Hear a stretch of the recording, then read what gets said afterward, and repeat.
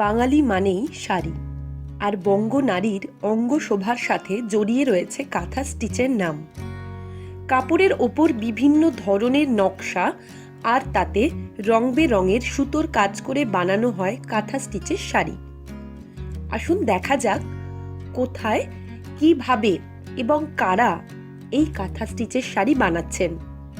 শান্তিনিকেতন, রবীন্দ্রনাথের আপন দেশ। বীরভূমে বোলপুরের প্রত্যন্ত গ্রামে বানানো হয় কাঁথা স্টিচের শাড়ি। গ্রামের মহিলারা সাধারণত এই কাজটি করেন। শাড়ি বানানো এখানকার মহিলাদের এক প্রকার জীবিকা বলা যায়। শুধু মহিলারা নন, গ্রামের বাচ্চা মেয়েরাও শাড়ি বানানোর কাজের সাথে যুক্ত। দেখে নেওয়া যাক কিভাবে তৈরি হয় কাঁথা স্টিচের শাড়ি। এটি হলো তাঁত মেশিন। এতে শাড়ির মূল কাপড় বোনা হয়। তাঁতির থেকে কাপড় নিয়ে এসে তাতে নানা ধরনের নকশা করা হয় প্রথমে। তারপর সেই নকশা জুড়ে চলে রঙিন সুতোর কাজ। কাঁথা স্টিচের সেলাই পুরোটাই নির্ভর করে নকশার ওপর।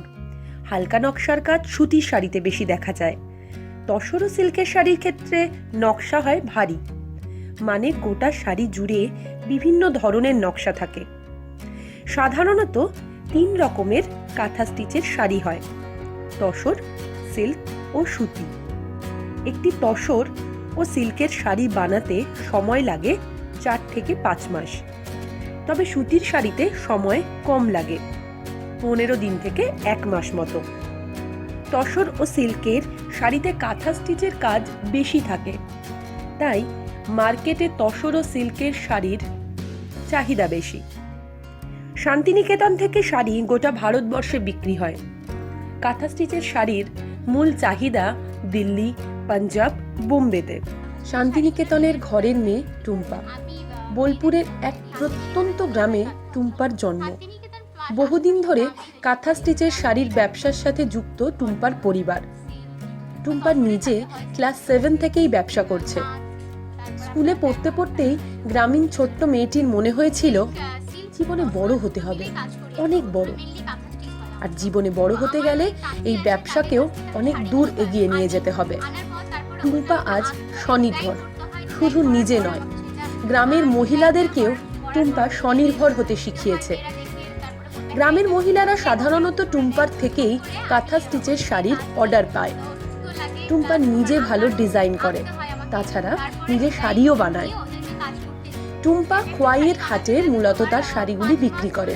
খোয়াইয়ের হাটে গেলেই আপনি দেখতে পাবেন হাসি খুশি গ্রামীণ এই মেয়েটিকে। গ্রামের মেয়েরা কোনো অংশে শহরের মেয়েদের থেকে কম নয়, তা প্রমাণ করেছে টুম্পা।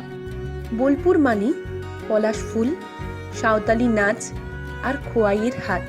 শনি এবং রবিবার সাধারণত এই হাট বসে। এই হাটে গেলেই আপনি পেয়ে যাবেন নানা ধরনের রং বেরঙের কাঁথা স্টিচের শাড়ি। তসর, সিল্ক, সুতি সব রকমের শাড়ি এখানে পাবেন। খোয়াইয়ের হাট থেকেই কলকাতা সহ ভারতবর্ষের বিভিন্ন জায়গায় কাঁথা স্টিচের শাড়ি রপ্তানি হয়। তবে খোয়াইয়ের হাটে গেলে দাম একটু কম পাবেন। এতক্ষণ যে কাঁথা স্টিচের শাড়ি নিয়ে কথা হলো, তা পরলে কতটা সুন্দর লাগে চলুন দেখে নেওয়া যাক।